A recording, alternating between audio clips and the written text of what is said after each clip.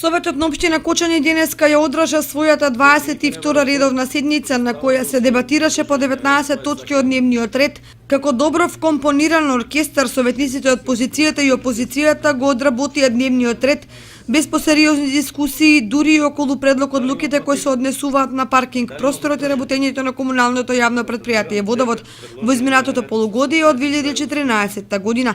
Опозицијата во Советот се изјасни дека нема да гласа по трите точки кои се однесуваат на предлог одлуките за измените и дополнувањата за користење на јавниот простор за паркирање,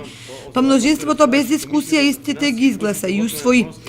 Мощни конструктивни дискусии се водеа околу предлогот на градоначалникот на општина Чешиново Блешево за воспоставување на соработка меѓу двете општини, што беше едногласно прифатено.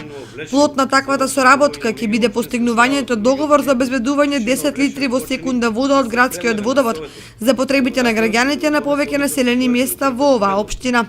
Советниците конструктивно одработија и во делот на одлуките за детални урбанистички планови, како и за листата на имења на улици, мостови и други инфраструктурни објекти, а беше изгласано барањето за користење на името на градот во Сдруженијето на граѓани Пинг-понгарски клуб Кочани, кој е во фаза на